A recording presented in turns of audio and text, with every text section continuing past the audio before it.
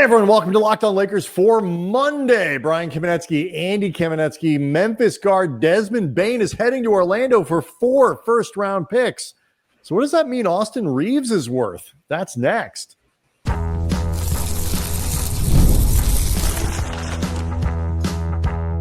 You are Locked On Lakers, your daily Los Angeles Lakers podcast, part of the Locked On Podcast Network, your team every day.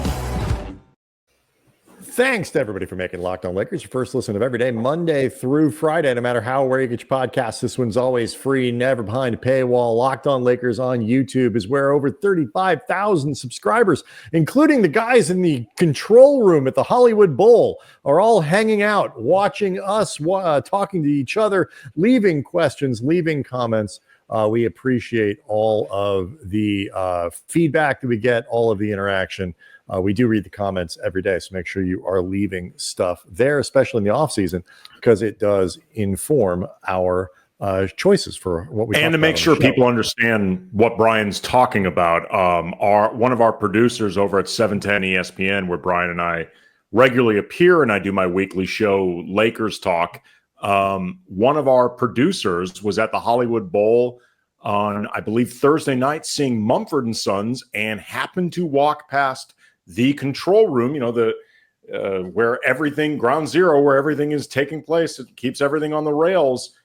And someone on one of the monitors had Locked On Lakers. One of the sickos who likes to watch, baby. So thank you very much to them. And where's our free tickets? Also to Mumford & Sons. I'm sure they had maybe had something to do with it. Not sure.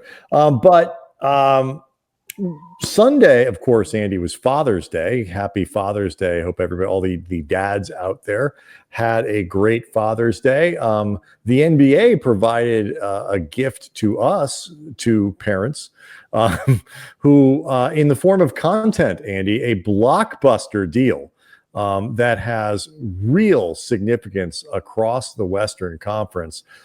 Desmond Bane sent from Memphis to Orlando for old friend Kentavious Caldwell-Pope, Cole Anthony, backup guard for the Magic, and 4 first-round picks, including this year's in the 2025 draft, and Phoenix's pick in 2026, which could be valuable depending on what the Suns do this offseason. So I'm, waking up late, the family's letting me sleep a little bit, all that kind of stuff. And I kind of grab my phone and I'm just sort of looking at stuff, and I see like an alert, and I'm double checking to make sure it's a real thing, because not quite. Wait, I'm sorry. Luka Doncic got traded where? But like 4 first-round picks for Desmond Bane. This was a pretty, especially for something that wasn't really being talked about. Like, this wasn't like a big rumor around the league. This was a really, really impactful trade, kind of sprung on people for a Sunday morning. I do think it's important to remember that while the 4 picks, obviously that is a lot, and depending on how each of these individual picks, and there's a pick swap that I believe is top 2 protected. So short of some type of massive fall for one of these teams that's likely going to end up swapped in some form, that is a lot going to Memphis for Desmond Bane. I do think it's important to remember, beyond the fact that Desmond Bane is a really good player, he's, I think, somewhere in consensus, like a top 50-ish player. One of those picks, at least, has to be thought of as the cost of getting Memphis to take KCP's contract. Because while KCP, his 40-ish mil that he's owed over the next 2 seasons, it's not an awful bloated contract. It's not a great one for a guy that's now 32 and coming off perhaps the worst season, if not of his career. It's certainly the worst season of the last several years. There could be concerns now that KCP is in decline, which becomes problematic, physical decline, which can become problematic for a guy that one of his calling cards is that defensive versatility and the ability to stay as a point of attack defender with a lot of different types of players around the league. So, and look, we covered KCP. We like the dude a lot. There's a very good chance that he just bounces back in Memphis. Just for whatever reason, it didn't click in Orlando. Guys have down seasons, but I do think it is important to remember that at least one of those picks has to be thought of as a cost of doing business to take on KCP. Fair enough, but I mean, the general consensus from most people when they saw this deal was that's a lot for Desmond Bane. I mean, I'm not saying it isn't a lot. I'm saying when you break it down, if you want to break it down responsibly, I think you need to think about part of that is you're also taking KCP as opposed to just getting Desmond Bane.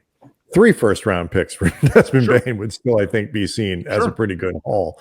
And so And instantly, there's the influence on the Western Conference. Memphis, while they finished the season quite poorly, still, is a team with a lot of talent in the West. And there, a lot of teams, a lot of people, I should say now, are wondering what they're going to do. Does this mean Memphis is restructuring? Are they going to go, figure out a way to kind of go for it again next year with just a slightly differently configured roster and all that? And if you can even kind of chip away at the dozen or so teams in the West that seem like they are trying to or potentially could compete for something next year, that has an influence. But I think for most people, Andy, the first question, for most Lakers fans, I should say, for most Lakers fans, the first thing that went through their minds was, oh my, well, if Desmond Bane is worth 4 first-round picks, what is Austin Reaves worth? Like, if the Lakers just put him out on the market,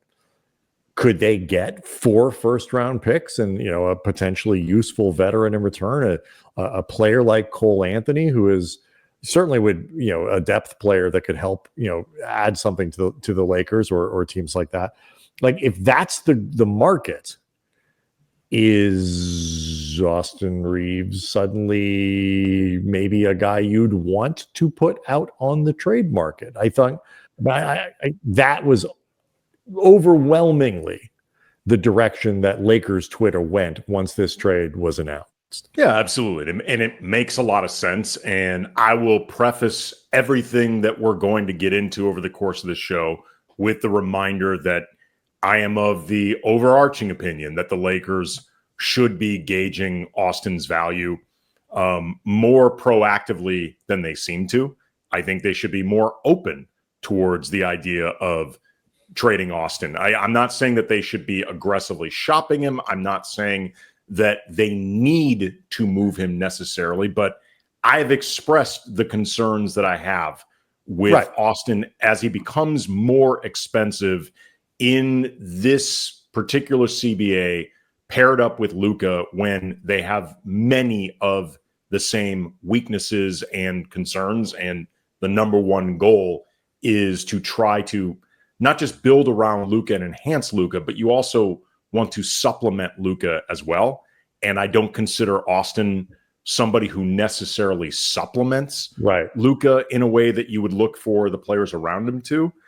So everything I'm going to get into, with the caveat of, or I guess, but but the other thing that I think is interesting about it, and we'll get after the break, we'll kind of start breaking this down as to whether or not, does this establish what a market for Reaves might actually look like? It's important to remember too, it's in almost every trade scenario where people talk about AR as someone you would want to move. It's done in the context of a center. This would be done in the context of getting draft capital as much as anything. You got to find a player to send back or a couple players or whatever it might be. But more likely, the context of something like this is less about getting a specific position back, like trading to fill a need. Maybe not. Well, maybe not. But I'm just saying, it opens up the. I think it widens the conversation about what an Austin Reaves trade could look like beyond where it has typically been, which has been, would you trade Austin Reaves for center X, Y, or Z. Before we go to break, though, I want to let people know that today's episode is brought to you by FanDuel. Right now, new customers can get $200 in bonus bets when your first $5 bet wins. So a bunch of questions to ask about how this trade impacts the Lakers, Austin Reaves' market value, and all that. We'll do it next. Locked on Lakers is brought to you by Monarch Money. Have you ever looked at your bank account and wondered where'd all the money go? Like between dining out, online shopping, entertainment, it's really easy to lose track. And that's where Monarch Money comes in. It's your personal CFO giving you full visibility, control over your finances. Monarch Money, it's not just a budgeting app. It's a complete financial command center. You can track all of your accounts, investments, and spending all in one place, just so you can stop managing your money, just that being your only thing. Instead, you start building wealth, and you can enjoy the convenience of not juggling multiple apps. You can just use Monarch to check your finances, track spending, even plan long-term goals. You can also collaborate with your partner easier than ever. You can track shared and personal accounts, set goals, stay on the same page without the stress. Take control of your finances with Monarch Money. Use the code LOCKEDONNBA at monarchmoney.com for 50% off your first year. That's monarchmoney.com. Code LOCKEDONNBA for half off your first year. So we will try to get to it today, but if we don't, we'll certainly get into it this week. There was another bit of big NBA news this weekend where Steven Adams re-signed with Houston for 3 years, $13 million per. Not necessarily surprised that he stayed in Houston. It's not a surprise that he signed for more money than the Lakers could have paid him in the open market, but it is a relevant signing for the Lakers for sure, which will, if we don't get it to today, we will get to it tomorrow. But back to this Bane thing. There seems like there's a trade like this every year now where like, oh my God, Mikal Bridges, they gave 5 first-round picks for Mikal Bridges. If that's the case, then, Giannis is worth, 23 first-round picks and all these kinds of stuff. And so I think people at the very least, like, they're not exactly apples to apples players, but who do you think is better? Like, if you could pick one guy, would you rather have Bane or AR? Bane, because he's a two-way player. The only thing I think Austin is better at than Desmond Bane is creating for himself or creating for others. Like, he is a better generator of offense for others, or like creating for himself off the bounce, getting to the line, than Desmond Bane. But Desmond still has averaged over the last 4 years roughly 20 points a game, and he is an elite shooter. Like, he's an absolutely elite shooter from behind the arc, and he's a much better defender than Austin Reaves. Like, I think it's not even comparable. The only other thing I think you could put in Reaves is, or another thing you can put in Reaves is side of the ledger is availability. Bane does get hurt a lot, so he has been banged up. Yeah. I consider them roughly at the same level. They are right. I consider Bane better, but I don't think he is worlds better than Austin. But no, I think if somebody would want to make an argument for Reaves, I think it's fine. I think the way you put it, like they're kind of in the same tier. Bane has been there. Bane has been there longer. We're coming off of Reaves's best season, and so if Austin continues to do this, then he and Bane are equivalent. It's like, what do you want? What skill set do you need a little bit more, and things like that. So, I think for starters, it's important to establish, like, we're talking about relatively equivalent players. So, do you think it is a mistake? I certainly have my thoughts on this, to look at it and say, if Desmond Bane can get you a couple role players and 4 first-round picks, Austin Reaves ought to be able to get you a couple role players and 4 first-round picks. Yeah, I think that's absolutely a mistake for a few reasons. First of all, I think people talk about the market setting more concretely than it actually happens. I thought Matt Moore over at Locked On Nuggets and the Action Network summarized this really well in a tweet thread. He sent out, quote, "We need to have a discussion about this. There is no," finger quotes, "market in the NBA. Because the Grizzlies got 4 picks for the third best player does not mean you will get 7 for your second best. That's not how this works. This is what we're willing to part with for this player because he matters more to us. We're trapped in this cycle of, well, if Desmond Bane got that, then Austin Reaves has to get 8 picks because I'm a Lakers fan. That's probably a little unnecessary for Matt, but there is no market. Players are not put on a digital trading board, and teams all put in offers and you take the best. That's not how this works. Austin Reaves might get more than Desmond Bane if a team believes he's the secret to them winning a title, making the leap. He may get way less if the Lakers need to move him and everyone's like, cool. And I think that's actually a really smart way of looking at this. Like, the market is in a lot of ways what individual teams need. And like, we look at the Rudy Gobert trade, for example, with Minnesota, which at the time was widely panned. And I think some of that just has to do with people. Everybody really seems to Rudy dislike Rudy Gobert, whether you're talking about his peers, whether you're talking about NBA fans, maybe even some NBA media. Like, they don't like him. He rubs a lot of people the wrong way. And a lot of the analytics wonks don't like him because they say he can be played off the floor. And, you know, a lot of his defensive metrics are noisy, yada, yada, yada. But for the Timberwolves specifically, a team that never gets free agents, the opportunity at I believe 4-time defensive player of the year, a multiple-time rebounding champ, you don't get cracks at players like that very often. So to the Timberwolves, that guy may be worth, I believe it was 4 first-round picks and a swap, because he's better than most of the guys that you would use or use those draft picks to try to get. You know, as it turns out, actually, the trades worked pretty well for the Timberwolves. Like, it's hard to argue against the logic of having made it,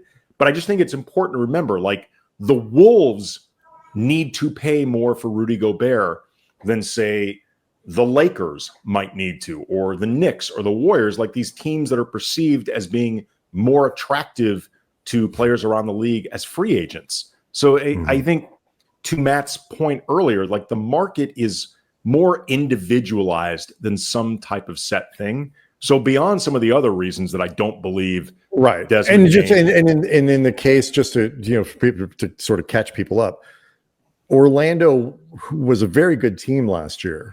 They were the worst, like, by a fair margin, certainly among playoff teams, the worst 3-point shooting team in the NBA. Yep. They were terrible.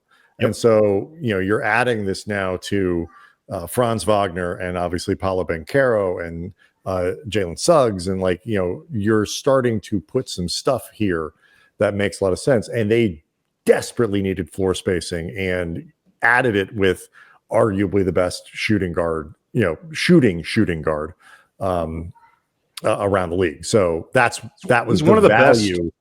He's one of the best two-way role playing, you know, somewhere between high-end role player, low-end all-star at his position in the entire league. Like, he just is. He's never made an all-star team, but he's good enough that he could. And that, to your point, provides the context of why Bane was valuable to Orlando enough that they were willing to say, you know what, and then you factor in the Eastern Conference wide open next year. We're willing to put this stuff, well, kind of throw some chips in because he fits on the timeline for Orlando and their younger players. Like, there's all sorts. Look, when the Knicks gave up all that capital for Mikal Bridges, could be anything, you know, combination of they like his skill set. They love the Villanova connection, both as a marketing thing, but also this is something that we think can be good for our locker room. Like, there's all sorts of things that dictate why certain teams will make moves that others don't. So to get something like this for Reaves, you need to find a team that values very much what Reaves does.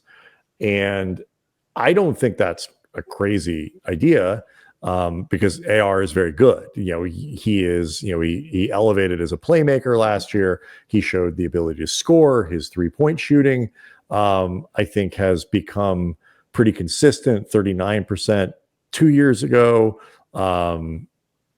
37 last year, 37% last year, 38% this year, or The one we just had, he shot about 38%, 37 the year before, 39.5 the year before that. So he's like, he's pretty well established as a high 30s 3-point shooting guard, which is pretty good.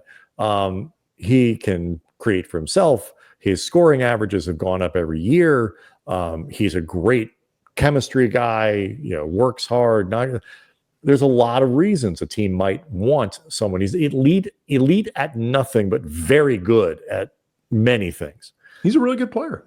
So, but you got to find a team that values him and has a hole for what he does to get that kind of haul. And that becomes the big question. Is there a team out there that needs Austin Reaves to the point that they are willing to trade a lot of capital and also has the stuff? Because a lot of the really good teams at the top of each conference don't really have the capital because they've traded it away already to get other players. And we'll get into it next too with everything else we're going to get into. There's also one big problem with Austin Reaves that separates him greatly from Desmond Bane and could be very difficult to overcome. So get into that coming up next.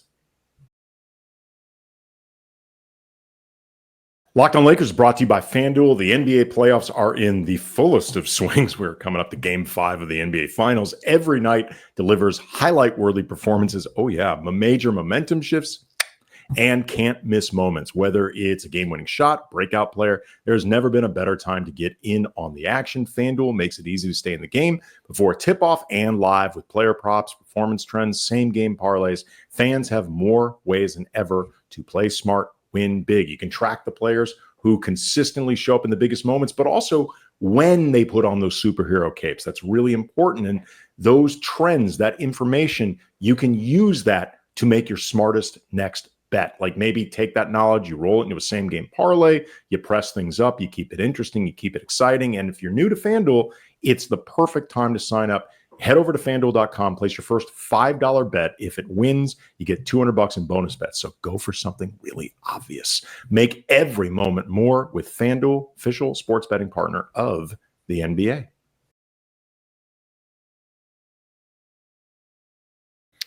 All right. So what'd you have in mind, Andy?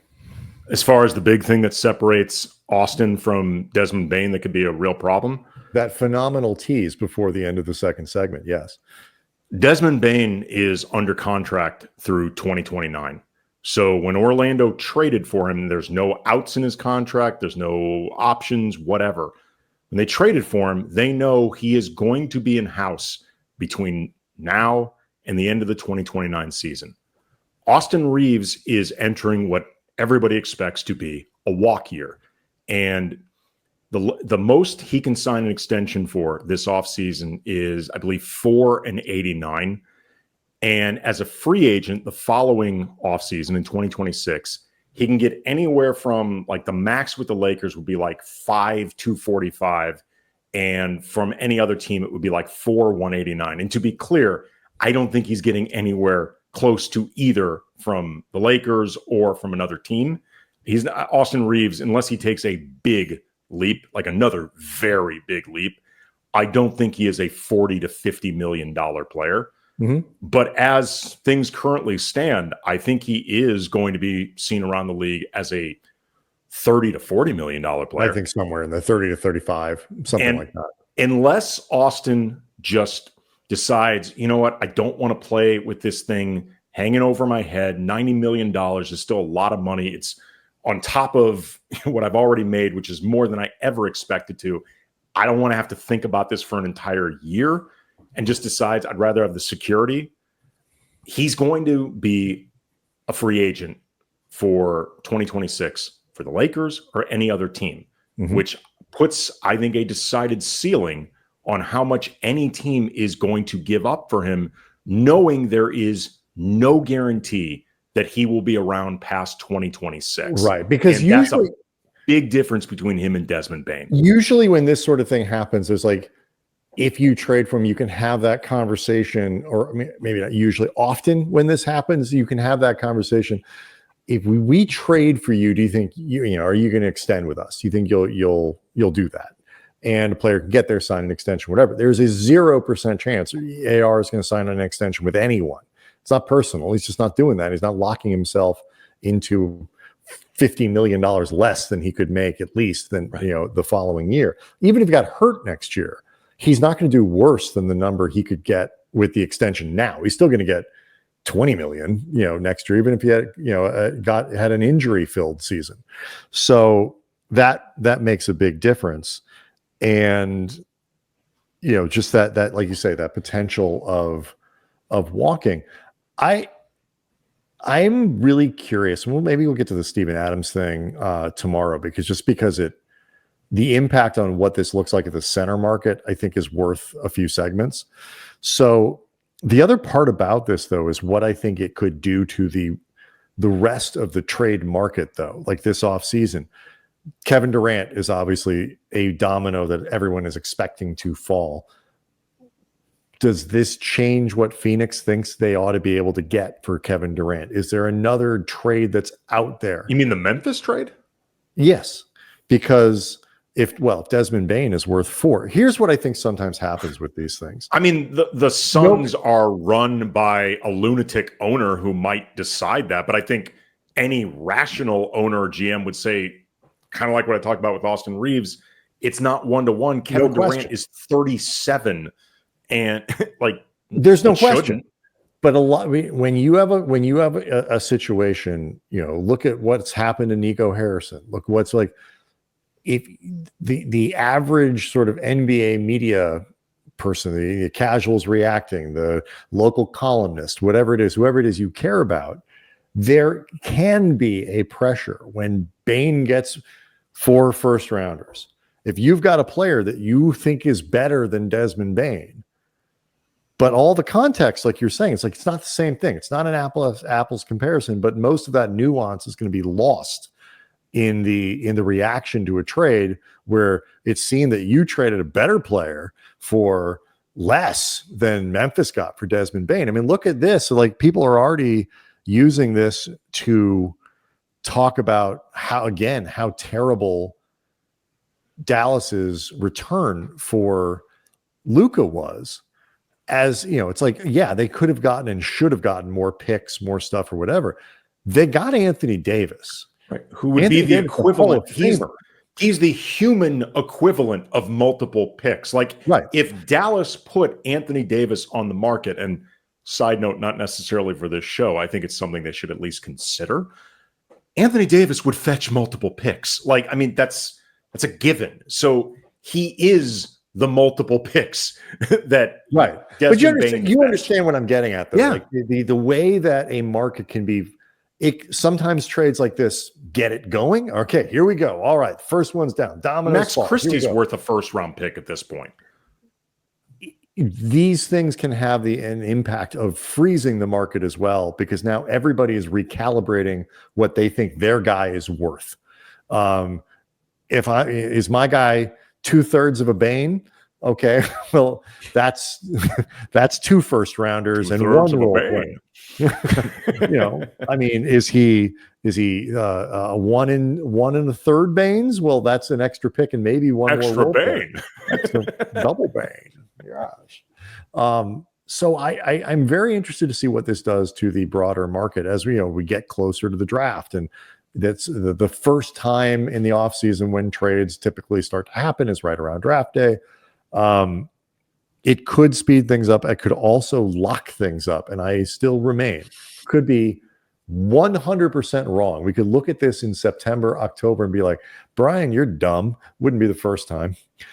I still think an active market benefits the Lakers. And so 100%. If things get locked up, if the market seizes up for whatever reason, whether it's because you're waiting for a trade to happen, for a second to look like it might be the Giannis domino, that may not be a thing, whatever it may be, to now, that is bad for the Lakers if the market seizes up. For what it's worth, the last few years have been pretty active.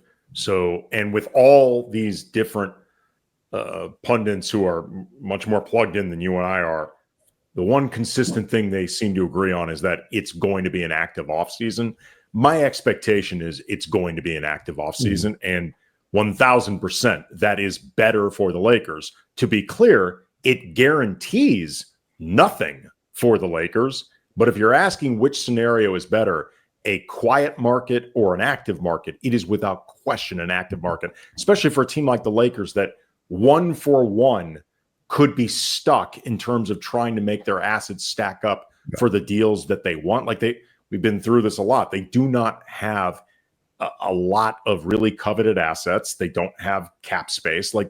They don't have a lot of maneuverability on their own. But the more potentially active and complicated things get around the league, then maybe the Lakers can kind of help grease the wheels and get some of their trouble. In. All right, so we'll maybe do a little bit more on this tomorrow, and just in terms of talking about like the different ways if you wanted to put Reaves on the market, which way would be more beneficial to the Lakers? Like, if this is a choice, Andy, where the Lakers can maybe not necessarily look at getting a center back as part of a Reaves trade, if you were going to do it, but you could get this big haul of assets that the Lakers could then turn around and use to fill, like which avenue might be better? Would it be better to kind of make that move, sacrifice Reaves for that kind of thing? I can see pros and cons to both. We'll of course cover the Steven Adams thing as well. All of that coming up tomorrow. Locked On Lakers on YouTube is where you can hang out with over 35,000 subscribers. We'll see everyone on Tuesday.